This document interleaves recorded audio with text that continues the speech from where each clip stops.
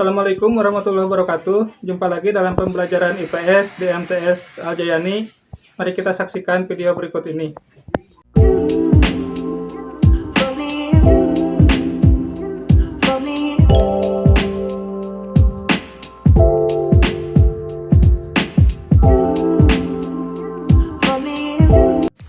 Kali ini kita akan membahas tentang potensi pertambangan atau sumber daya tambang di Indonesia. Yang pertama adalah minyak bumi dan gas atau sering disebut migas.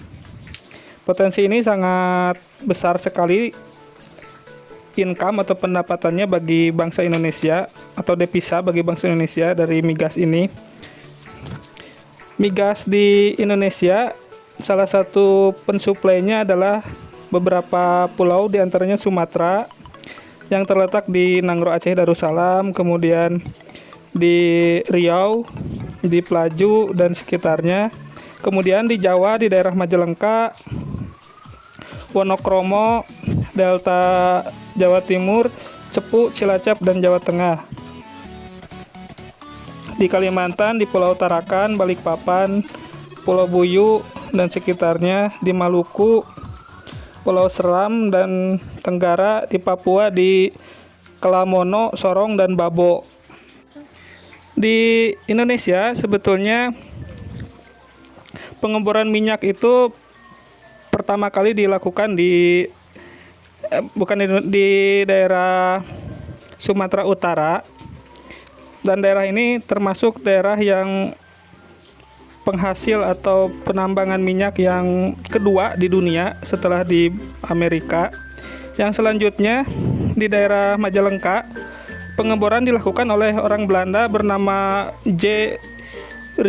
Riering tahun 1871. Pengeboran ini dilakukan dengan bantuan tenaga lembu dan menghasilkan sekitar 6.000 minyak bumi.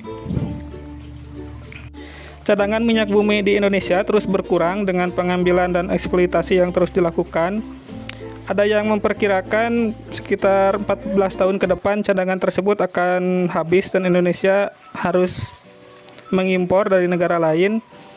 Hal ini tidak akan terjadi jika kita melakukan atau menemukan cadangan baru yang diperkirakan masih besar.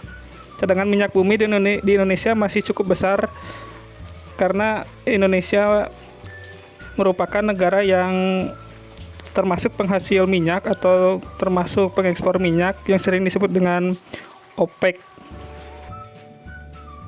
Konsumsi BBM di Indonesia termasuk tinggi, di mana kita bisa memberikan contoh di masa COVID ini di bulan Desember, misalnya di daerah Yogyakarta konsumsi BBM itu termasuk melonjak karena masyarakat lebih mengutamakan kendaraan pribadi dibandingkan dengan kendaraan umum.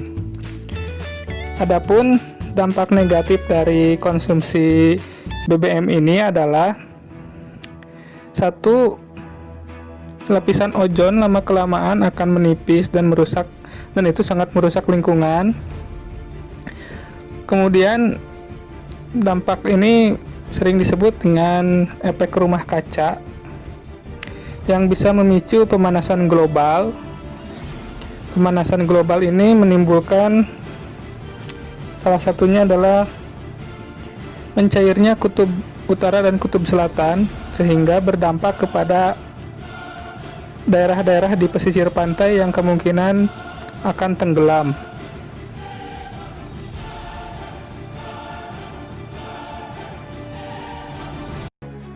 Ada 3 manfaat dari penggunaan BBM.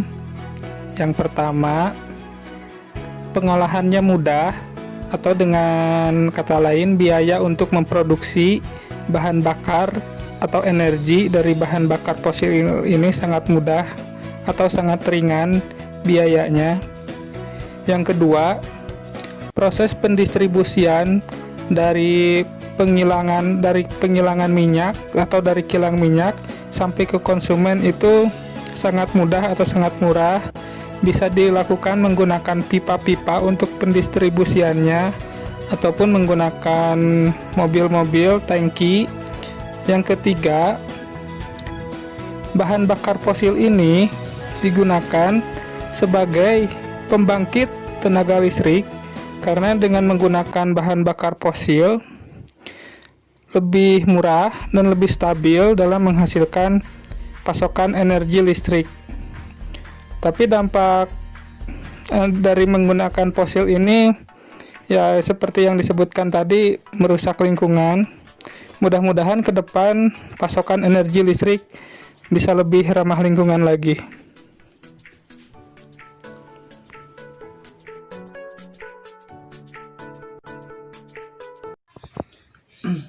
Terima kasih kepada siswa-siswi MTS Aljayani yang telah menyaksikan video pembelajaran berikut ini.